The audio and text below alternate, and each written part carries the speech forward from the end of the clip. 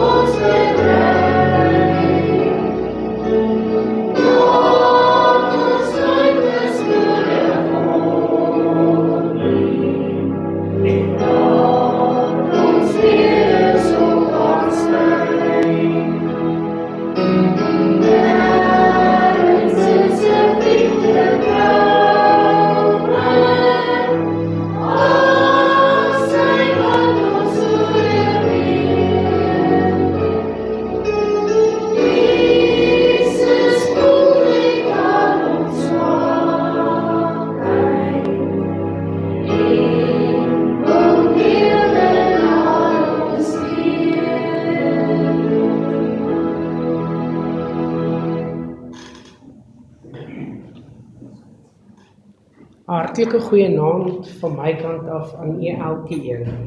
Baie welkom vanaand hier by die huis van die Here, hier waar ons verkoop word vir die dagse taak wat voorlê, want dit is hier waar ons geestelike spys kry. Spys wat ons hemelse Vader vir ons soveel keer beloof het, dat ons ook die wêreld kan ingaan tot eer en verheerliking van sy groote en heilige naam. Die enigste afkondiging wat Dominee my gevra het om af te kondig, is dat môre aand se diens, selfde tyd, selfde plek sal wees, dat ons ook hierdie Pinksterreeks op 'n hoogtepunt kan afsluit. Maar en dan is daar geleentheid vir opneem van kollektes.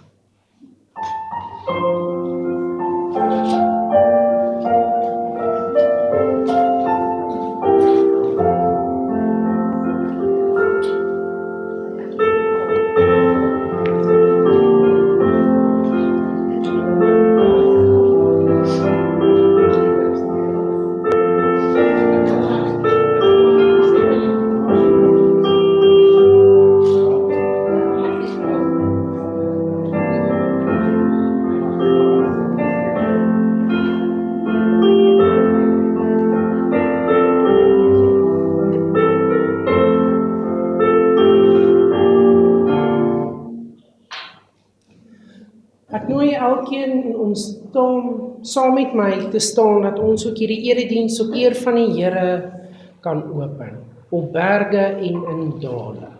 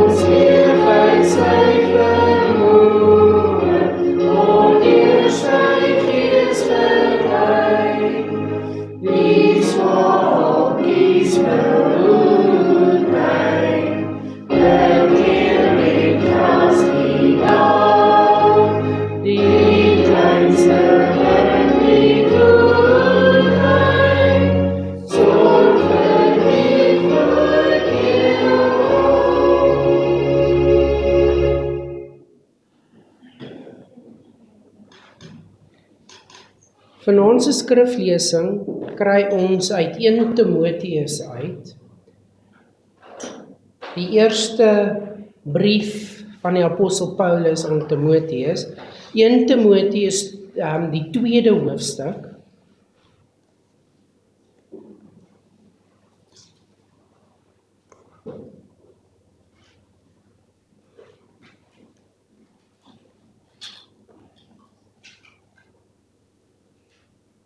Sodra u die plek het, hou ek vir ons voor 1 Timoteus 2 vanaf vers 1. In die eerste plek vermaan ek dan dat smekinge, gebede, voorbedes, danksegginge gedoen moet word vir alle mense, vir konings en almal wat hoog geplaas is, sodat ons 'n rustige en stil lewe kan lei in alle godsvrug en waardigheid. Want dit is goed en aangenaam voor God ons Verlosser, wat wil hê dat alle mense gered word en tot kennis van die waarheid kom. Want daar is een God en een middelaar tussen God en die mense, die mens, Christus Jesus, wat homself gegee het as 'n losprys vir almal, as die getuienis op die regte tyd. Waartoe ek aangestel is as 'n prediker en apostel. Ek sê die waarheid in Christus, ek lieg nie, 'n leraar van die heidene in die geloof en waarheid. Ek wil dan hê dat die manne op elke plek moet bid en heilige hande ophef sonder toorn en twis. Ons Ons gaan net so ver lees uit die onfeilbare, kosbare woord van ons Here Jesus Christus. Kom ons buig die hoofde net vir 'n oomblik, dat ons ook as gemeente kan verenig in gebed. Heer, laat die woorde van my mond en die oordeenking van my hart welbehaaglik wees voor U aangesig, o Heer my rots en my verlosser. Here God, U wat almagtig is, U wat alles geskaap het, Heer, U wat alles onderhou, ons loof U, Heer, en ons prys U. Heer, waar ons hier nou by mekaar kom, ons sê vir U dankie vir die skrif wat U vir ons daar gestel het. Heer, ons sê vir U dankie dat ons daaruit kan leer. Daarom kom bid ons en ons kom vra, Heer, kom open ons gedagtes, kom open ons harte, sodat ons kan leer dit wat U ons wil leer, sodat ons daardeur kan groei. Heer, sodat alles wat ons doen, ons dit sal doen om U te verheerlik. Ons bid hierdie alles in die kosbare naam van ons Here Jesus Christus alleen. Amen. Ek wil vir U voorhou 1 Timoteus 2 vers 8 en daar staan geskrywe: Ek wil dan hê dat die man op elke plek moet bid en heilige hande ophef sonder toorn en twis. En ek wil met U praat onder die tema van die gebed van 'n gelowige vervul met die Heilige Gees. Ongelukkig is dit nogals 'n lang tema, maar dit is kenmerke van 'n geesvervulde Christen se gebed. Nou as ons kyk, die brief wat Paulus aan Timoteus geskryf het, Timoteus was 'n jong leraar gewees, hoe jonk hy was, weet ons nie regtig nie. Maar al wat ons weet, is en baie geskiedskrywers sê, hy moes jonger as 30 gewees het. Want in daardie dae en daardie tyd was 'n persoon as 'n jong kind gesien onder die ouderdom van 30. Maar selfs as ons kyk in die Ou Testament, die Lewiete, die stam van Levi, of dit nou 'n priester is wat tempeldiens gedoen het, en of dit nou 'n profeet was die gemiddelde ouderdom 30 plus gewees. Inteendeel was daar 'n wet gewees, dat hulle nie in die tempel mag bedien het nie, as hulle nie 30 was nie. Maar ons weet, Timoteus was 'n jong predikant gewees, in hierdie tyd was hy in Efese gewees. Nou vroeër het ons 'n brief wat aan die gemeente geskryf is, maar hierdie is 'n persoonlike brief. Hierdie is 'n persoonlike brief wat vir Timoteus geskryf is. So ons weet dat wat hy hierso van praat, dit is nie vir die algehele mense nie. En omdat dit vir Timoteus, jong Timoteus geskryf is, kan ons aflei dat dit vir 'n geesvervulde persoon geskryf is. Want selfs Paulus het gesê, Timoteus is sy seun in die Gees. En ons weet, Timoteus was 'n geesvervulde persoon gewees. Want anders sou Paulus hom nie gekies het nie. Anders sou Paulus hom nie gevra het om as geestelike leier te staan van 'n gemeente nie. Hierdie brief was vir Timoteus geskryf, maar hierdie brief is vir elkeen van ons ook geskryf. Elkeen van ons wat vanaand hier sit, ons as manne, ons is die hoof van ons huis. En daar was vir ons op kweekskool geleer, ons wat op kweekskool is, ons moet net onthou, ons huis is ons gemeente. Ons moet ons huis soos 'n gemeente hanteer. Altyd beskikbaar wees vir hulle. Altyd hulle geestelik lei. Ons moet regeer, ons as mans moet regeer oor ons huishoudings. En ons vrouens moet die man ondersteun. Want in Genesis kry ons dat die Here Adam geskape het en hy het Eva geskape as hulp vir die man. En ongelukkig met sonde wat in die wêreld gekom het, is daar 'n straf gegee vir Eva, dat sy sal hinker na haar man. Sy sal probeer oor hom regeer. Maar mans moet die regeringsposisie staan. En Timoteus, alhoewel hy jonk was hy 'n geesvervulde man gewees en hy was in die hoof van 'n groot gemeente gewees. Efese was nie 'n klein dorpie daar eenkant nie. Efese was een van die grootste stede in die provinsie van Klein-Asië in die Romeinse Ryk.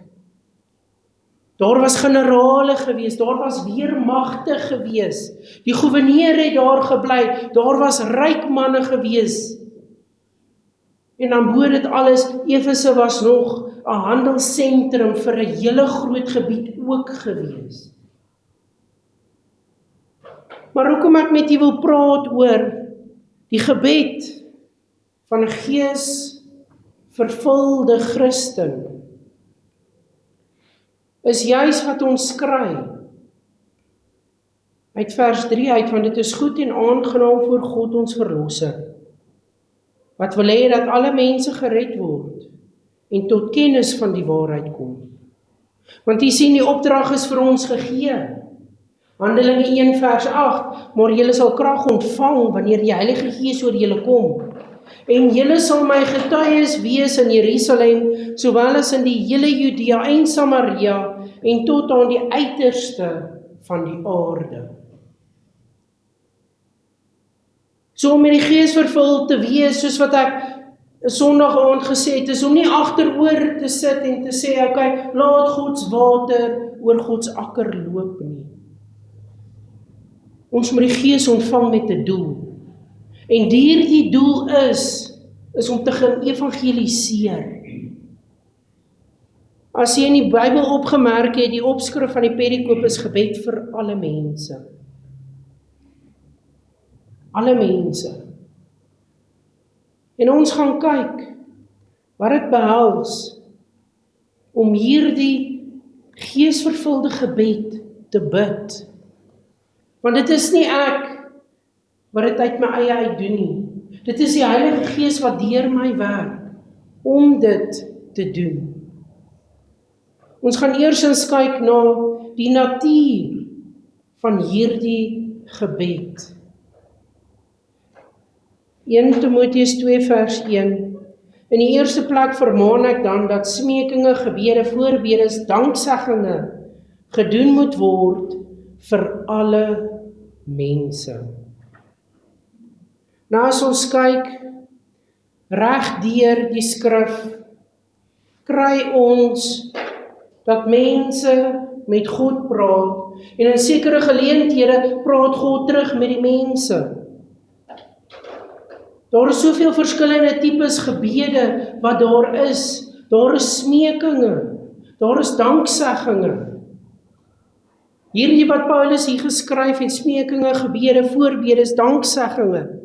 Dit is maar net 'n klein hoeveelheid gebede wat ons kan bid. Maar die kern van die saak hierso is dat ons moet bid. Ons moet nie net vir onsself bid nie, ons moet vir ander ook bid. Maar ons moet nie net vir ander bid, hier en daar 'n skietgebed opsê nie. Partykeer moet ons gaan met smekinge, met gebedes, voorbedes, dankseggings. Ons moet na die Here toe gaan. En vir die persoon wie ons weet, wie se siel nog nie gered is nie, wie se saak nie met die Here reg is nie, of selfs hulle wat tot bekering gekom het, hulle wat kinders van die Here is, maar hulle wat weggedraai het van God af, wat soos die Demas die goeie weg verlaat het, teruggedraai het na die wêreld toe, want dit lyk so aanlok, dit lyk so lekker. Ons moet vir hulle bid. En baie keer help dit nie dat ons net vinnig 'n geskiedgebed opsê nie. Partykeer vat dit dat ons na die Here toe moet gaan In die eerste plek in diepe afhanklikheid, maar ook dat ons die Here sal vashou. Vashou dat hy deurbraak sal gee. Vashou dat hy antwoord sal gee. En dit is die Gees wat vir ons die krag gee om dit te doen. As ons lees in Romeine, word daar gesê, die Heilige Gees tree vir ons in met onuitspreeklike sigtinge. Want ons weet nie reg wat om te bid nie. Maar die Here kyk na ons hart. Baie keer moet ons smeek. Baie keer moet ons voorbidding doen vir hulle wat dit nie self kan of wil doen nie. Maar die belangrikste is dat ons altyd dankbaar moet wees teenoor God. Altyd dankbaar moet wees vir die deurbraak wat hy gegee het in 'n persoon se lewe, of vir die deurbraak wat hy nog gaan gee.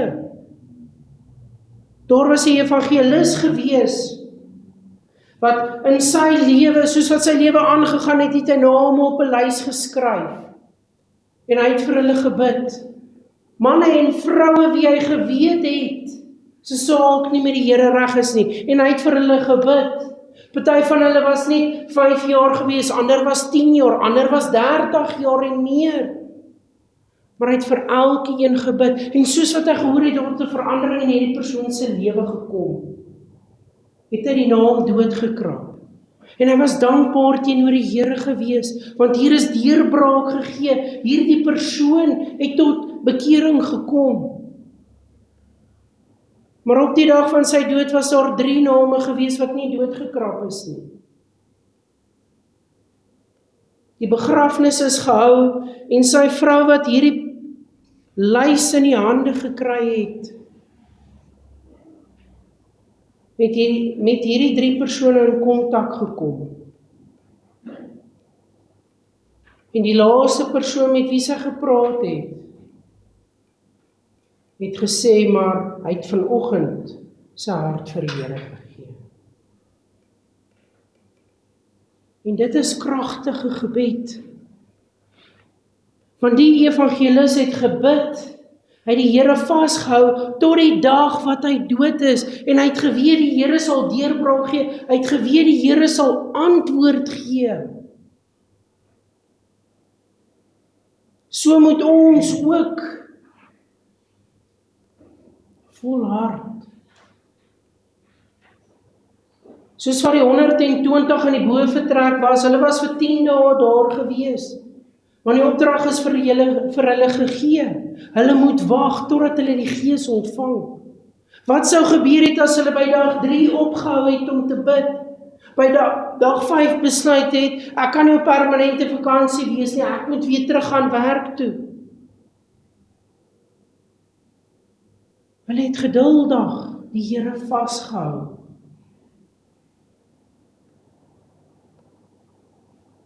En dan kyk ons na die belang van hierdie gebed.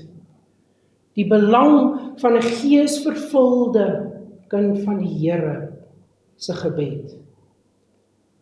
En ons kry dit in 1 Timoteus 2 vers 1 en 2. In die eerste plek vermaan ek dan dat smekinge, gebede, voorbedes, danksegginge, dis die gebed, gedoen moet word vir alle mense, vir konings en almal wat hoog geplaas is. Nou Efese was 'n groot stad gewees.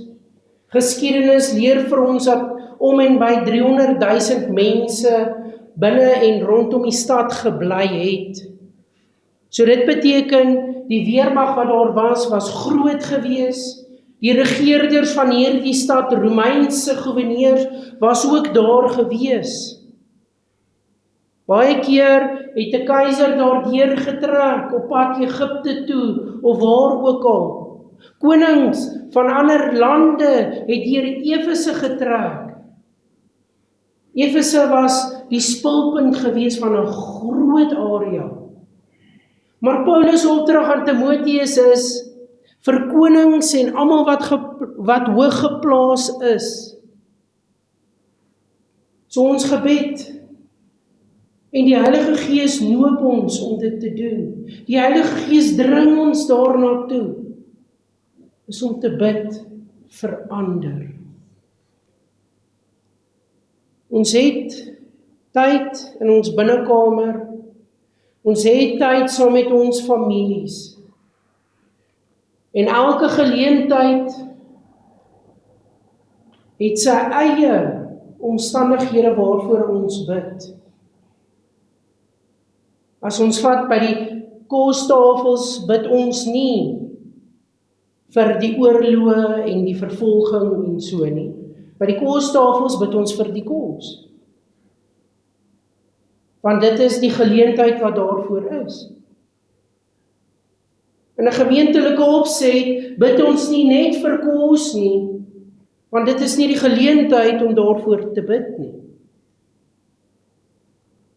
So het elke geleentheid 'n spesifieke rede hoekom ons bid. En hierdie rede, wat as die Heilige Gees in ons in is, een van die redes waarvoor ons bid, is om vir, en ek is jammer om te sê, om vir ons regering te bid. Om vir hulle te bid, wie oor ons geplaas is, het sy dit nou, ons eie mans in ons huis is, ons ouers teenoor ons wat kinders is, ons wat by 'n werk is, waar daar iemand oor ons geplaas is. Ons kan nie net ons gebede vir onsself hou nie. Ons gebed moet uitgaan. En ons moet vir hulle bid, wat nog nie die evangelie gehoor het nie. Ons moet vir hulle bid, wat sterk op pad hel toe is. Spurgeon het een keer gesê, as jy wat gered is, nie 'n hart vir verlore siele het nie, dan twyfel hy in jou redding. Want jy sien, soos wat die Heilige Gees ons vul, word ons gevul met die liefde van God. En hierdie liefde noop ons om vir ander ook lief te wees. Maak nie saak wat se kleur hulle is, hoe hulle lyk of hoe hulle ruik nie. Hierdie liefde in ons moet ons openbaar. En ek verstaan, daar is baie mense wat nie evangeliste is nie. Daar is baie mense wat nie die vrymoedigheid het om met ander te praat oor hulle siel nie. Maar dit is waar die Heilige Gees inkom. Petrus was so 'n persoon gewees. Die aand toe Jesus gekruisig is, het hy 3 keer gesê, maar ek ken hom nie. Maar toe die Heilige Gees oor hom gekom het hy begin evangeliseer. Hy het hierdie goeie nuus gaan vertel. En dit is die Heilige Gees wat hierdie werk doen. Want Matteus 28:19, gaan dan heen, maak disippels van al die nasies, en doop hulle in die naam van die Vader, en die Seun, en die Heilige Gees, en leer hulle om alles te onderhou, wat ek julle beveel het. En dit moet ons hart ook wees. Maar dit is 'n saak wat u met uself moet uitmaak tussen u en die Here. Word u geroep om direk te evangeliseer? Om traktaatjies uit te deel, om met mense te praat op straat oor hulle saligheid? Of word u geroep om te bid? sodat daar geleenthede geskep kan word, dat daar met hierdie mense gepraat word. Maar hierdie is nie 'n vry uitkomkans nie. Want ons moet met ons vriende praat, ons moet met ons familie praat, hulle wie ons weet, wie nie reg is met die Here nie, ons moet met hulle praat. Ons kan nie net sê, maar ons gaan vir hulle bid nie. Gebed is kragtig, maar Jakobus leer vir ons, as daar nie werk is, dan is daar nie geloof nie. As hierdie gebed nie oorgaan in dade nie, dan lê die probleem by ons. Want die opdragte is gegee. Die Bybel sê vir ons moet gaan evangeliseer. Vir die profete is gesê, moenie stil bly nie, maak jou mond wyd oop. Ek wil amper sê, dit is soos die saak met die van Samuel, toe die Here hom geroep het terwyl hy in die tabernakel was. En toe die Here vir hom gesê, wat gaan hy doen in Israel? Wat gaan hy doen met Eli, die hoëpriester en sy familie? En die volgende oggend, toe hy met Eli gaan praat, en toe sê Eli vir hom, wat het die Here vir jou gesê? En moenie stil bly daaroor nie, anders gaan dit met jou gebeur, dit waaroor jy stil bly.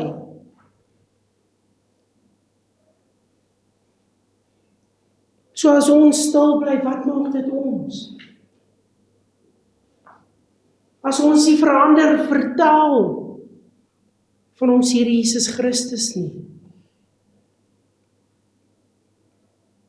dan is dit soos wat Spurgeon gesê het, dan moet daar begin twyfel in 'n persoon se saligheid. Die rede is sodat almal gered kan word en tot kennis van die waarheid kom.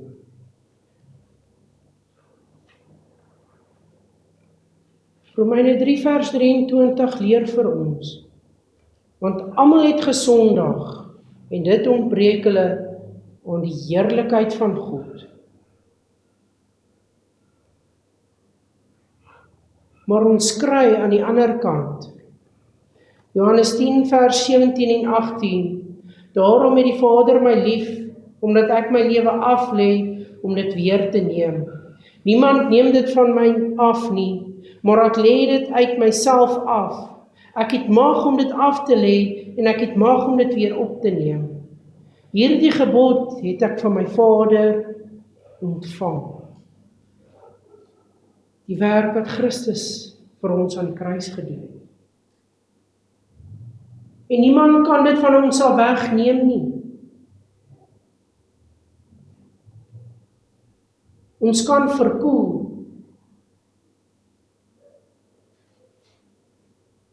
maar as ons in ons lewe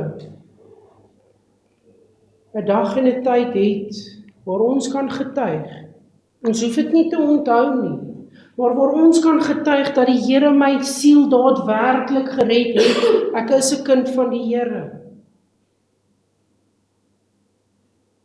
dan is die Heilige Gees gegee. En daar kom ook voordeel, sodat ons 'n stil en rustige lewe kan lei, aan alle godsvrug en waardigheid. 2 Timoteus 2, verskoon tog 1 Timoteus 2 vers 2. Dit is die bietjie, kan ek sê, voordeel wat ons daaruit kry. As ons bid vir ons regering, as ons bid vir hulle, wat hoog geplaas is, dat hulle tot bekering kom. Dink net, as hulle wat hoog geplaas is, kinders van die Here is, in watter omstandighede sal ons dan lewe? Want hierso word voordeel hier uitgekry. om 'n stil en rustige lewe te lei. Want jy sien, in die tyd toe die brief geskryf is, was in die begin van die kerk wat vervolg word. Eerstens was hulle vervolg deur die Jode, en daarna was hulle vervolg deur die Romeinse regering. En hierdie was in die begin geskryf, om 'n stil en rustige lewe te lei. En alle godsvrug en waardigheid is nie 'n stil en rustige lewe vir die individu nie. Dit is 'n stil en rustige lewe vir die kerk. Want die kerk word vervolg. As hulle by mekaar kom, moes dit in die geheim gewees het. Dit moes in die aande gebeur het. As ons vat die eerste eredienste was nooit in die oggend gehou nie. Want die eerste dag, die dag na die Sabbat, was 'n werksdag gewees. Ons Sondag. So almal het werk toe gegaan. Hulle het hulle werk gedoen, en as hulle van die werk afgekom het, het hulle by mekaar gekom en erediens gehou. Maar hulle moes dit in die geheim gedoen het. Die kerk wat vervolg word. En as ons kyk vandag, elke Sondag word daar 'n nuwe land opgegee vir wie ons moet bid, want hulle word vervolg. As ons vat in Egipte, Israel, Christene word die wêreld oor vervolg. Hulle word die ergste vervolg in die Midde-Ooste deur die moslems, en dan word hulle ook vervolg in die Verre Ooste, in China, in Japan, in Indië. Ons kan onsself gelukkig prys. Dat ons in die oggende, ons in die aande, in die openbaar by mekaar kan kom om te aanbid. Ons hoef dit nie in klein kamertjies te doen nie. Ons hoef nie 'n Bybel te deel tussen 20, 30, 40, 50 mense nie. As ons vat die gemiddelde huishouding, het oor die 4 tot 5 Bybels. Maar ons moet bid vir hulle wat hoog geplaas is. En hierdie is 'n waarskuwing vir ons. Ons moet bid vir ons regering. Dat ons nie so vervolg kan word nie. Dat ons 'n stil en rustige lewe kan lei. Hoekom? In alle godsvrug en waardigheid. Sodat ons die Here kan aanbid sonder vrees. Dit is hoekom ons moet bid. En dan laastens, die metode van die evangelis se gebed.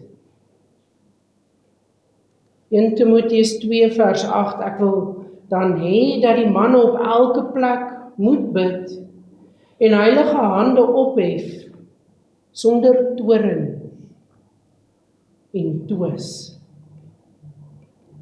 Nou as ons vat hierdie heilige hande ophef, dit is nie soos wat die charismate dit het nie.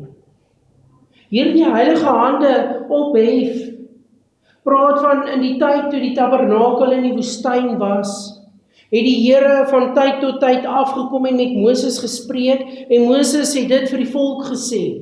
Nou terwyl Moses die woord van die Here aan die volk vertel het, moes die mans by die voordeure van hulle tente gaan staan het. En hulle moes hulle hande na die tabernakel toe uitgehou het, om te sê, ek neem kennis van wat gesê word, en ek sal dit toepas binne in my huishouding. Dit is heilige hande ophef. Dit is soos om 'n kind jou hand op te steek en te sê, Here, ek is bereid. Wat U beveel, dit sal ek doen. Wat U vir my sê, sal ek uitvoer. Maar dit moet heilige hande wees. Skoon hande. Nie higiënies skoon nie, maar hande wat nie sonde doen nie. En hierso word nie net gepraat van ons fisiese hande nie, hierso word gepraat ook van ons hart. Want jy sien, die Heilige Gees kan nie werk met sonde nie. Ongeag sonde kan die Heilige Gees werk, ja. Maar die Heilige Gees kan nie met sonde werk nie. As daar sonde in jou hart is, hoe kan jy dan sê, maar die Here ondersteun my? Want ons Here is 'n regverdige God. 'n Heilige God is hy. Hy kan nie sonde voor hom verdra nie. As ons vat, Moses het gevra om die aangesig van die Here te sien. En daar is gesê, maar as hy die aangesig van die Here sien, sal hy sekerlik sterwe. En toe wat die Here gedoen het, want die Here het sy hart geken. Die Here het hom in 'n rots weggesteek en sy hand oor die rots vasgehou terwyl hy daar verbyloop. En soos wat hy verbyloop, het die Here sy hand weggevat en Moses het die agterkant van die Here gesien. Moses, toe hy van die berg afgekom het, het sy gesig geblink van die heerlikheid. Kon nie die Here sien nie. Want hy kon nie voor God staan as 'n sondige mens nie. Dit is hoekom dit belangrik is. Soos wat ons Here Jesus Christus vir ons leer, as jou vriend, as jou naaste iets teen jou het, laat staan jou offer, voordat jy tempel toe gaan met jou offer, jy gemaak jouself reg met die persoon. Want anders gaan die Here nie hierdie offer aanneem nie. Dieselfde met gebed. Hoe kan die Here na gebed luister? As daar wrok in jou hart is. Hoe kan die Here na jou gebed luister, as jy sê, maar ek gaan daai persoon nie vergewe nie. Ek haat daardie persoon. Ek is kwaad vir daardie persoon, omdat hy dit en dit en dit gedoen het. Die Here gaan nie na die hart kyk nie. Die Here gaan nie na die gebed luister nie. Die Here kyk na die hart. Maar wat ook hierby gepaard gaan, is sonder toorn en twis.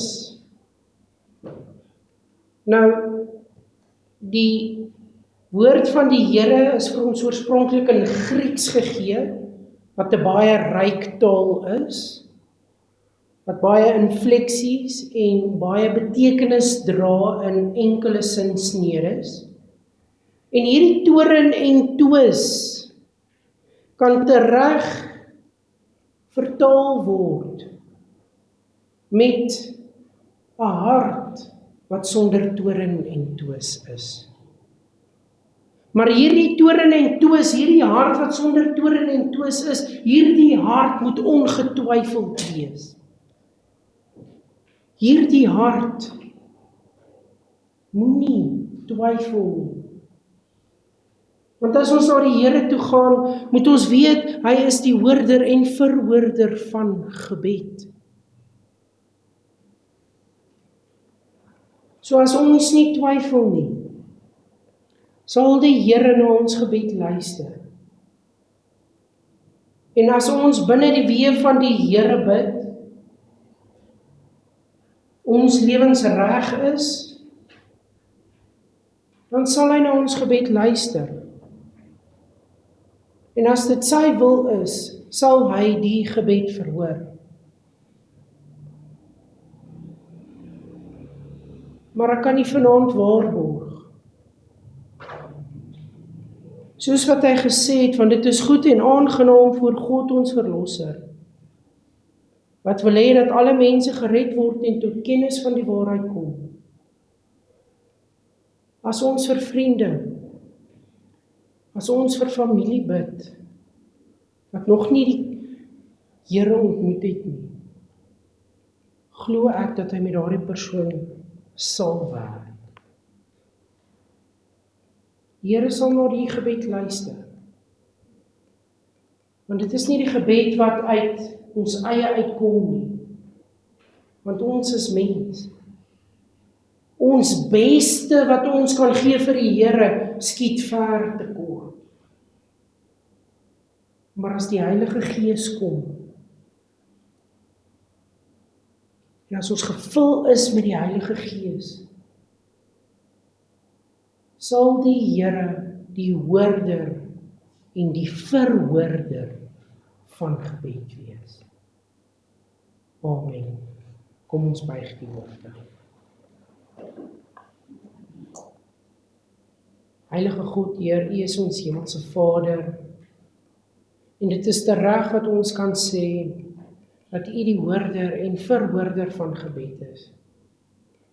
Heer, U beloof in U skrif, dat nog voordat ons kon roep, voordat ons nog kan uitskreeu, gaan U sê, maar hier is ek. En Here, daarom roep ons uit, Here, ons skreeu uit na U toe, dat U ons sal kom lei. Heer, U is ons God, U is ons meester. Kom vul ons nou in hierdie tyd met U Heilige Gees, sodat ons U kan behaag, want U tog het ons geskape om in verhouding met U te wees. Waarom kom vra ons weer, met smeking in ons harte, kom vul ons met U Heilige Gees. En ons sê ook vir U dankie. Dankie dat U ons kom vul. Dankie dat U ons nog gaan kom vul. Sodat alles wat ons doen en alles wat ons sê, ons dit sal doen en sê tot eer en verheerliking van U groot en heilige naam. Ons bid hierdie alles in Christus Jesus se naam alleen. Amen.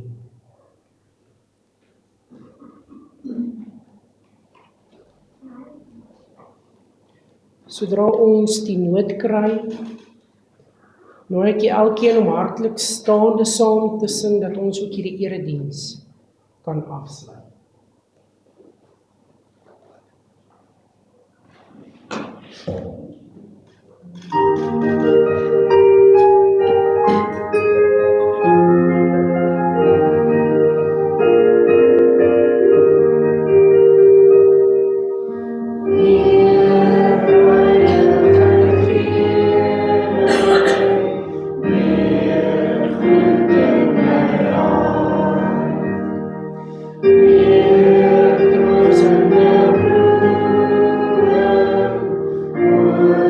Sonne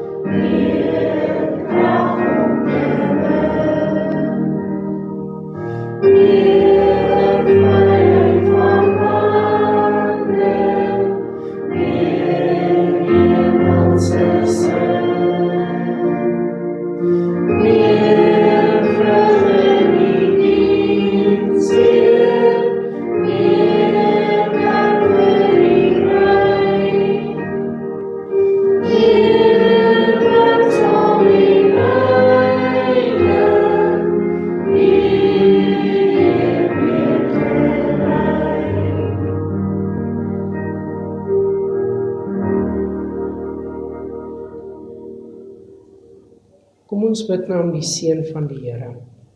Mag nou die genade van ons Here Jesus Christus, die liefde van God en die teer en opsoekende gemeenskap van die Heilige Gees met elkeen van ons wees en bly. Amen.